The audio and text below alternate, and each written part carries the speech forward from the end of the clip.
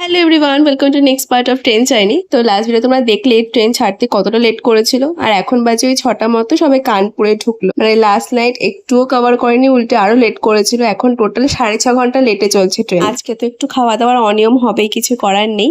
তো সকালে একটু ফ্রুট কেক খেয়েছিলাম, তারপর মনটা একটু চা চা করছিল, আদা চা এসেছিল, ওটাই নিলাম। সাধারণত ট্রেনের চা খুব একটা ভালো হয় না, কিন্তু সেই তুলনায় এটা সত্যিই দারুণ ছিল। একটু চানাচুর মুড়ির সাথে চাটা এনজয় করলাম। তারপরে 11:15-20 নাগাদ খেলাম ইডলি। এখন বাজে 2:53, ট্রেন দাঁড়িয়ে আছে গয়া স্টেশন। আজকে দুপুরে খুব একটা ভাত খেতে ইচ্ছা করছিল না, ভেজিটেবল ম্যাগি এসেছিল, তো দুপুরে ওটাই খেয়েছিলাম। তারপর 5:30 নাগাদ খেলাম ছোলা চা। ট্রেন যেহেতু এতটা লেট করছে, বাড়িতে গিয়ে খাওয়ার ধৈর্য আর থাকবে না, তাই ট্রেনে বসেই এগ বিরিয়ানি খেয়ে নিয়েছিলাম, যেটা ডিমের ঝোল ভাত আর কি। ফাইনালি 10:17 নাগাদ ঢুকছিল দক্ষিণেশ্বর, আর 10:40-এর মধ্যে শিয়ালদা নামিয়ে দিয়েছিল। তারপর আমরা আমাদের ট্রেন ধরে স্টেশনে পৌঁছাই।